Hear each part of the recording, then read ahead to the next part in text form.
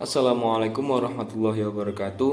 Pada pertemuan mata kuliah perilaku organisasi kali ini, kami dari kelompok 5 akan menyampaikan materi tentang emosi dan suasana hati dengan anggota kelompok Babang Setiawan dengan NIM 205 211 333, Afif Maulana Setiawan dengan NIM 205 211 335, saya sendiri Haidar Mihrobi dengan NIM 205 211 337, Rahman Ahmadi dengan NIM 205 211 339, lalu Dwi Rahmawati dengan NIM 205 211 341. So, how are you feeling today?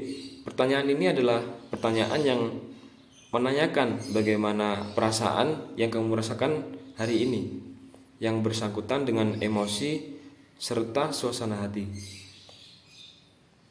Lalu, emosi sendiri adalah reaksi yang ditunjukkan kepada seseorang atau sesuatu. Sebagai contoh, marah. Ciri-cirinya: 1. Disebabkan oleh kejadian-kejadian spesifik. 2. Sangat cepat dalam durasi. 3. Bersifat spesifik dan banyak.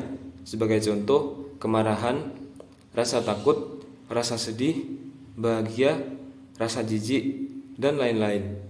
4. Biasanya disertai ekspresi wajah yang jelas.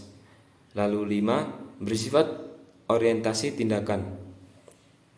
Lalu suasana hati sendiri adalah perasaan-perasaan yang cenderung kurang intens dibanding emosi dan seringkali tanpa rangsangan kontekstual. Ciri-cirinya: 1. Penyebabnya seringkali umum dan kurang jelas. 2. Berakhir lebih lama dari emosi. 3. Lebih umum atau dua dimensi utama, yaitu positif dan negatif. 4. Biasanya tidak diindikasikan dengan ekspresi wajah yang jelas. Lalu 5. Bersifat kognitif. So, do you know where those emotions and moods come from? Ini juga menjadi pertanyaan yang bermakna, dari mana asal emosi dan mood itu berasal? Nah, sumber emosi dan suasana hati itu ada 9 sumber, yaitu pertama kepribadian, yang kedua hari dalam sepekan atau waktu dalam sehari, 3 cuaca, 4 stres, 5 aktivitas sosial, 6 tidur, 7 olahraga, 8 usia, lalu yang ke-9 adalah gender. Lalu peraturan atau regulasi emosi.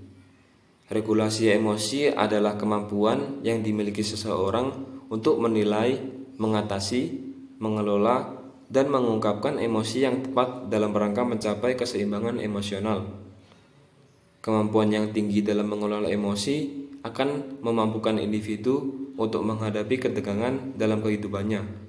Gross 1998. Lalu kerja emosional adalah ekspresi seseorang karyawan dari emosi-emosi yang diinginkan secara organisasional selama transaksi antarpersonal di tempat kerja. Emosi yang dirasakan versus emosi yang ditampilkan. 1. Emosi yang dirasakan adalah emosi sebenarnya dari seorang individu. 2. Emosi yang ditampilkan adalah emosi-emosi yang diharuskan secara organisasional dan dianggap sesuai dalam sebuah pekerjaan tertentu. 3. Emosi yang dirasakan dan emosi yang ditampilkan seringkali berbeda. 4. Untuk menunjukkan emosi palsu menuntut kita untuk benar-benar menahan emosi yang kita rasakan. Lalu kecerdasan emosional.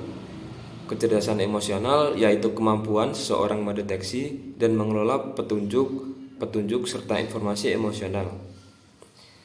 Kecerdasan emosional sendiri terdiri dari 5 dimensi, yaitu yang pertama, kesadaran diri, yaitu sadar atas apa yang Anda lakukan ataupun rasakan. Yang kedua, manajemen diri, yaitu kemampuan untuk mengelola emosi dan dorongan-dorongan pada diri Anda sendiri. Yang ketiga, motivasi diri, yaitu kemampuan untuk bertahan dalam menghadapi kegagalan-kegagalan dan kemunduran pada diri Anda akibat kehilangan motivasi. Yang keempat, empati, yaitu kemampuan merasakan apa yang dirasakan oleh orang lain di sekitar Anda. Anda tidak menjadi individu yang cuek. Yang kelima, keterampilan sosial, yaitu kemampuan menangani emosi-emosi orang lain. Jangan pernah membuat sesuatu keputusan saat marah karena air mendidih tidak dapat digunakan untuk bercermin. Ini adalah kata-kata yang sangat memotivasi kita, karena ketika keadaan kita marah nantinya kita tidak dapat menampakkan jadi diri kita sendiri, atau kita tidak dapat bercermin pada air tersebut. Seperti itu. Thank you for watching. Thank you for participating. Have a great day ahead. Wassalamualaikum warahmatullahi wabarakatuh.